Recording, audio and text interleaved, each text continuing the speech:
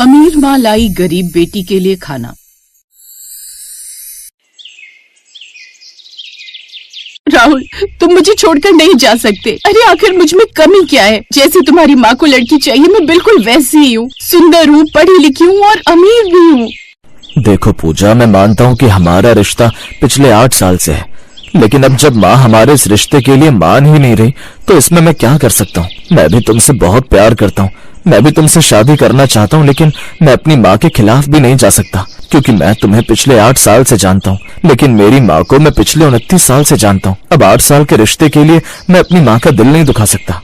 पूजा बार बार राहुल के आगे गिड़गिड़ा रही थी, लेकिन राहुल था कि उसे पूजा की फीलिंग की कोई कदर ही नहीं थी और वो पूजा को रोते हुए रोड पर ही छोड़कर चला जाता। कुछ ही देर बाद रोती बिलखती पूजा भी अपने घर आ जाती है, जहाँ वो देखती है कि उसके माता पिता हॉल में बैठे उसका इंतजार कर रहे थे। पूजा की आंखें लाल देख उसके पिता रघु पूजा से सवाल करते हैं। पूजा, तुम्हारी इस तरह आंखें क्यों लाल है और चेहरा इतना सूजा हुआ क्यों है? सब कुछ ठीक तो है ना? पूजा अपने पिता की ये बात सुनती है कि इतने में वो दरवाजे पर ही बेहोश होकर गिर जाती है। अब क्या था? रघु तुरंत अपनी बेटी को अपनी गोद में उठाकर उसके कमरे में ले जाता है और थोड़ी देर बाद रघु अपने फैमिली डॉक्टर को बुलाता है। उनके फैमिली डॉक्टर पूजा का चेकअप करते हैं। डॉक्टर, क्या हुआ? सब ठीक तो है ना? चिंता वाली कोई बात तो नहीं ना? चिंता का विषय है रघु जी, दरअसल आपकी बेटी प्रेग्नेंट है और वो भी 2 महीने की। डॉक्टर के मुंह से ये बात सुनकर मानो रघु और कविता के पैरों तले जमीन खिसक जाती है। डॉक्टर अब पूजा को दवाई देकर वहाँ से चले तो जाते हैं, लेकिन रघु और कविता पूजा के होश में आने का इंतजार कर रहे थे। कुछ देर बाद जब पूजा होश में आती है तो रघु और कविता पूजा से सवाल करते हैं। कहाँ तूने अपना मुंह काला करवाया है? अरे मौना, हम लोग इस शहर के सबसे बड़े और रईस इंसान है, लेकिन इसका मतलब ये नहीं कि तू हमारा नाम इज्जत सब मिट्टी में मिला दे। चुप रहो कविता, मुझे पूजा से बात करने दो, जाओ तुम यहाँ से। रघु के चिल्लाने पर कविता वहाँ से चली जाती है, जिस पर रघु उससे प्यार से पूछता है कि आखिर बात क्या है, और पूजा उसे सारी बात बता देती है। और पूजा के मुंह से सारी सच्चाई जानकर रघु हैरान हो जाता है, पर फिर भी वो अपनी बेटी को समझाते हुए कहता है। देख बेटा, वो लड़का जो तेरे साथ पिछले 8 साल से एक रिश्ते में था, उसने अपनी माँ के लिए तुझे छोड़ दिया। इसीलिए मैं तो कहता हूँ कि तू भी उसकी निशानी मत रख, इस बच्चे को अबॉर्ट करा दे। ये कैसी बातें कर रहे हैं पिताजी आप? माना राहुल मुझे धोखा देकर गया है और वो मुझे अपनाना नहीं चाहता, लेकिन इसका मतलब ये नहीं कि मैं अपनी कोख में पल रहे बच्चे को पैदा होने से पहले ही मार दूं। पिताजी, मैं इस बच्चे को जन्म देना चाहती हूँ। पूजा की बात सुनकर रघु कुछ नहीं बोलता और वहाँ से चला जाता है। समय गुजरता है और गुजरते समय के साथ रघु और कविता बार बार पूजा को बच्चा अबॉर्ट करवाने के लिए कहते हैं, लेकिन पूजा हर बार यही बोलती है कि उसे ये बच्चा रखना है। ऐसे ही एक दिन सभी लोग खाना खा रहे थे, तभी कविता अपनी बेटी पूजा के आगे शर्त रखती है। देखो पूजा, तुम जिस तरह इस बच्चे को प्रोटेक्ट कर रही हो, उससे साफ जाहिर है कि हम चाहे कुछ भी कह लें, लेकिन तुम अपना अबॉर्शन नहीं करवाओगी। वो इसलिए माँ, क्योंकि मैं अपने होने वाले बच्चे से प्यार करती हूँ और कोई माँ ये नहीं चाहेगी कि उसका बच्चा इस दुनिया में आने से पहले ही खत्म हो जाए। तो ठीक है पूजा, हम तुम्हें अबॉर्शन करवाने के लिए नहीं कहेंगे, लेकिन बदले में तुम्हें हमारी एक बात माननी होगी। तुम इस बच्चे को जन्म तो दोगी, लेकिन यहाँ नहीं, बल्कि मुंबई के बांद्रा इलाके में। पर उस बच्चे का जन्म होते ही वो बच्चा हम तुमसे अलग कर देंगे। उसकी परवरिश अच्छे से होगी, लेकिन तुम उसे नहीं पालोगी, बल्कि इस बच्चे के बाद तुम वहाँ शादी करोगी जहाँ हम कहेंगे। पूजा अपने बच्चे को जन्म देना चाहती थी, वो उसकी अच्छी परवरिश भी चाहती थी, पर शायद ये तब तक मुमकिन नहीं था जब तक पूजा अपने बच्चों के साथ रहती। सिर्फ इसलिए उसने अपनी माँ की शर्त मान ली। कुछ दिनों में पूजा अब अपनी मौसी के घर मुंबई चली जाती है और देखते ही देखते 9 महीने गुजर जाते हैं। 9 महीने बाद पूजा एक बहुत प्यारी सी बेटी को जन्म देती है। पूजा उसे अपनी गोद में लेकर उसे खिलाई रही होती है कि तभी कविता आती है और उसे उसके बच्चे से दूर कर देती है। कुछ देर बाद कविता पूजा के बच्चे को एक नर्स के हाथ में देकर कहती है, देखो नर्स, चाहे तुम इस बच्चे को कहीं जिंदा फेंक दो या फिर किसी को दे दो, मुझे फर्क नहीं पड़ता, लेकिन ये लड़की दोबारा मेरी बेटी के आसपास भी नहीं भटकनी चाहिए। तुम समझ रही हो ना मैं क्या कह रही हूँ? इसके बदले मैं तुम्हें मुंह मांगी रकम दूंगी। कविता की बात सुनकर नर्स अपना सर हाँ में हिलाती है और पूजा की बेटी को लेकर वहाँ से चली जाती है। तो वहीं अब पूजा भी अपनी माँ के साथ अपने शहर लौट आती है। समय गुजरता है और देखते ही देखते पूजा की शादी विवेक नाम के लड़के से हो जाती है, जो मुंबई में रहता था। उसकी शादी को लगभग 8 साल बीत गए थे, लेकिन अब तक पूजा को कोई बच्चा नहीं हुआ। ऐसे ही एक शाम पूजा अपने पति के साथ मार्केट जाती है, जहाँ वो एक 8 साल की बच्ची को देख भावुक हो जाती है, क्योंकि वो लड़की कूड़े में से खाना निकाल रही थी। ये देख पूजा उसके पास जाती है और, बेटा तुम्हारा नाम क्या है और तुम इस तरह कूड़े में से खाना निकाल कर क्यों खा रही हो? आंटी, मेरा नाम नेहा है और मैं इस कूड़े से खाना निकाल कर खुद नहीं खा रही, बल्कि मैं ये खाना अपनी माँ के लिए ले जा रही हूँ। मेरी माँ बहुत बीमार है और डॉक्टर ने बोला है अगर उन्हें सही से खाना नहीं दिया तो वो मर जाएगी, और अगर माँ मर गई तो मेरा ख्याल कौन रखेगा? मासूम नेहा की बात सुनकर मानो पूजा का कलेजा फटने को हो जाता है और वो उसे तुरंत गले से लगा लेती है। तभी विवेक वहाँ आता है और पूजा को इस तरह देख विवेक उसके कंधे पर हाथ रखकर उससे कहता है, पूजा तुम क्या कह रही हो? तुम ऐसे ही किसी भी बच्चे को गले नहीं लगा सकती। देखो कितनी गंदी हो रही है वो, और वो कूड़े में से खाना निकाल रही है। विवेक, इस बच्ची को हमारी जरूरत है। न सिर्फ इस बच्ची को बल्कि इसकी माँ को भी हमारी जरूरत है। क्यों ना हम इसकी थोड़ी मदद कर दे। पूजा की बात सुनकर विवेक भी राजी हो जाता है और अब वो दोनों नेहा को एक मॉल में ले जाते हैं। उसके कपड़े बदलवाते हैं और उसको पेट भरकर खाना खिलाते हैं। कुछ ही देर में वो उसकी माँ के लिए खाना पैक करवा कर उसे घर भेज देते। तो वहीं नेहा अपने हाथ में खाना लिए अपनी गरीब माँ के पास जाती है और उसे उठाते हुए कहती है, माँ उठो, खाना खा लो, देखो मैं आपके लिए खाना लाई हूँ। नेहा की बात सुनकर आरती अपनी आंखें खोलती है और इतना अच्छा खाना देख वो उससे सवाल करती है, बेटा नेहा, ये खाना किसने दिया तुझे? माँ की बात सुनकर अब नेहा सारी बात बताती है और आरती भी वो खाना खा लेती है। अब अगले दिन नेहा को पूजा फिर मिलती है, पर इस बार भी पूजा नेहा को अच्छा खाना खिलाती है और उसकी माँ के लिए खाना भिजवाती है। समय गुजरता है। गुजरते समय के साथ अब आए दिन पूजा नेहा से मिला करती। ऐसे ही एक दिन विवेक पूजा से कहता है, पूजा तुम इस लड़की की इतनी मदद क्यों करती हो? तुम्हारे अंदर इसको लेकर इतनी दया भावना क्यों है? मैं नहीं जानती विवेक, ऐसा लगता है इस बच्ची से मेरा सदियों पुराना कोई रिश्ता है। इसको गले लगाती हो तो सुकून मिलता है। तुम बिल्कुल इसे अपनी बेटी की तरह ट्रीट करती हो। ऐसा लगता है कि एक अमीर माँ अपनी गरीब बेटी के लिए हमेशा खाना ले जाती है और उसे बड़े ही प्यार से खिलाती है। विवेक की बात सुनकर पूजा मुस्कुराती है। समय गुजरता है। एक दिन पूजा और विवेक नेहा के साथ उसके घर जाते हैं, जहाँ पूजा आरती को देखकर हैरान हो जाती है, क्योंकि आरती कोई और नहीं बल्कि वही नर्स थी जिसने उसकी माँ से उसकी बच्ची को लिया था। तुम और तुम्हारी ये हालत?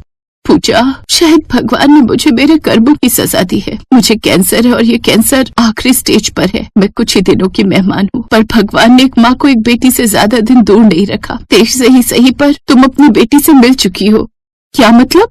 मतलब ये पूजा की नेहा कोई और नहीं बल्कि तुम्हारी बेटी है। उस दिन तुम्हारी माँ ने मुझे पैसों के साथ तुम्हारी बेटी सौंपी तो मैंने तुम्हारी बेटी को खुद की बेटी बनाकर पाल लिया। पर हाँ, मैंने पैसों का लालच किया था। शायद उसकी सजा मुझे भगवान इस तरह दे रहा है। पूजा और आरती की बात सुनकर विवेक को कुछ भी समझ नहीं आ रहा था और वो ये सब सुनकर पूजा से सवाल करता है, पूजा आखिर ये सब हो क्या रहा है? मुझे कुछ समझ नहीं आ रहा। तुम दोनों एक दूसरे को जानते हो?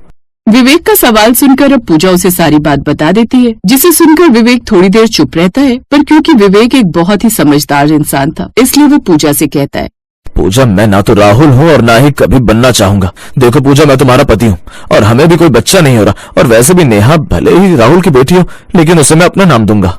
विवेक की बात सुनकर पूजा भावुक हो जाती है और उसकी आंखों से चाहकर भी आंसू नहीं रुकते। जिसके बाद पूजा अब नेहा को अपने घर ले जाने लगती है कि तभी नेहा अपनी माँ से कहती है, पूजा मम्मा, मुझे नहीं पता आप मेरी माँ हो या नहीं, लेकिन मेरी नजरों में मेरी माँ भी बिस्तर पर है। वो काफी बीमार है। मैं उन्हें छोड़कर आपके साथ नहीं जा सकती। लेकिन मेरी बच्ची तेरी असली माँ है, तुझे उनके साथ जाना होगा। मेरा क्या है, 1-2 दिन में मैं भगवान के पास चली जाऊंगी, लेकिन मेरे बाद तेरी माँ तेरा सहारा बनेगी। तो ठीक है ना, अब जब तक इस दुनिया में हो तब तक मैं आपके साथ रहना चाहूंगी। इतना बोलकर नेहा अब अपनी माँ के गले से लिपट जाती है और फूट फूट कर रोने लगती है। समय गुजरता है और गुजरते समय के साथ अब आरती अपना दम तोड़ देती है। इस तरह विवेक और पूजा आरती का अंतिम संस्कार करते हैं और वो नेहा को लेकर अपने घर चले जाते हैं। इस तरह एक बिछड़ी बेटी अपनी सगी माँ से मिल जाती है।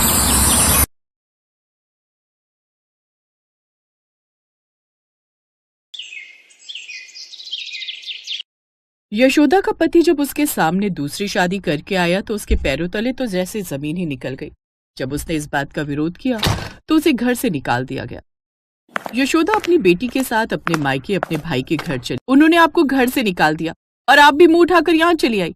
अरे हमारा भी तो घर बार है, हमारी लाइफ भी तो डिस्टर्ब होती है। और जो तुम्हारी शादी पर हमने तुम्हें दहेज दिया है उसका क्या?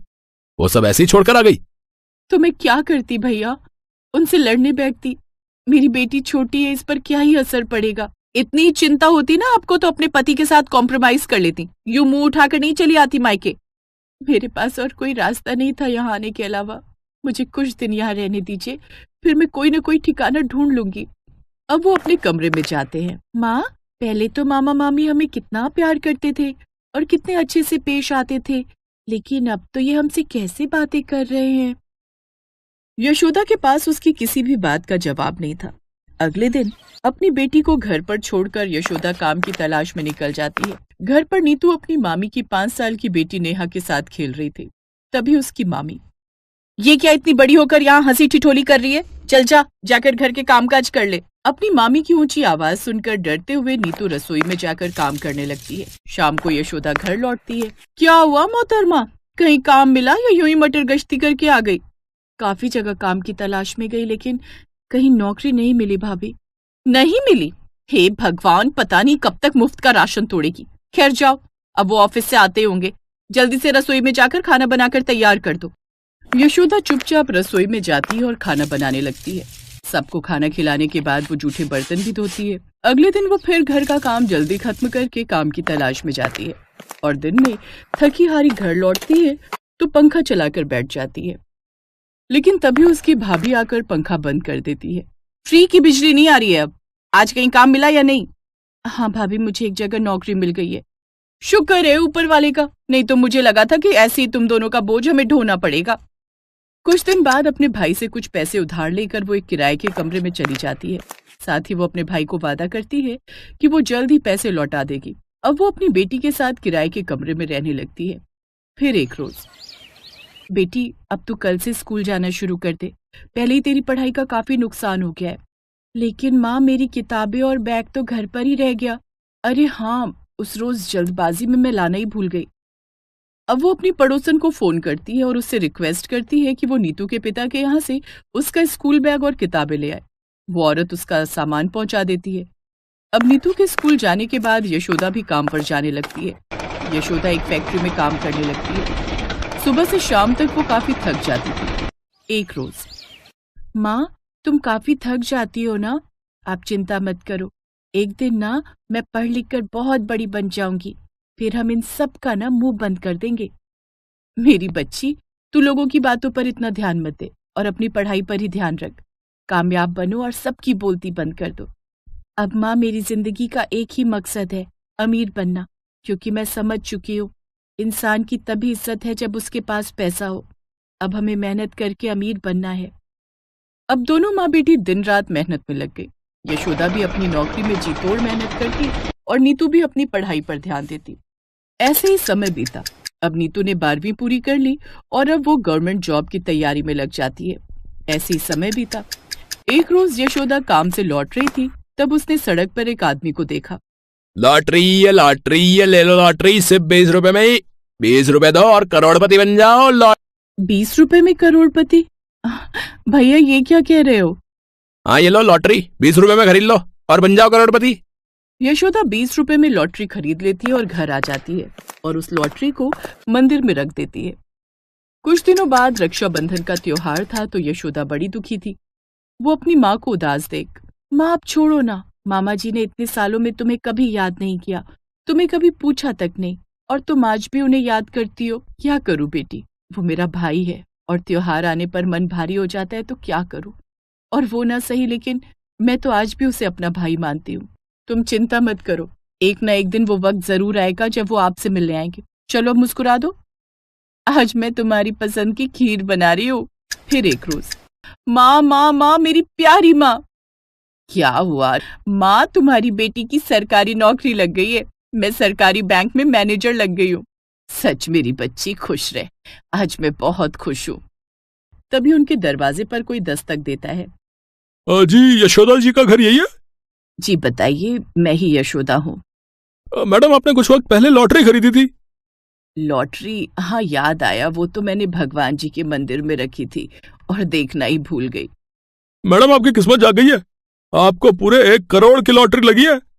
ये सुनते ही यशोदा तो जैसे बेहोश हो जाती है। फिर नीतू उस पर पानी छिड़क कर उसे होश में लाती है। नीतू बेटी, हम अमीर हो गए, हम माँ बेटी के सारे दुख दूर हो गए। हाँ माँ, अब हम गरीब माँ बेटी अमीर हो गई। उस दिन के बाद तो उन दोनों माँ बेटी का रहन सहन ही बदल गया। अब वो एक बड़ी कोठी में रहने लगी जहाँ नौकर चाकर थे। साथ ही उनकी कोठी के बाहर बड़ी सी गाड़ी खड़ी थी।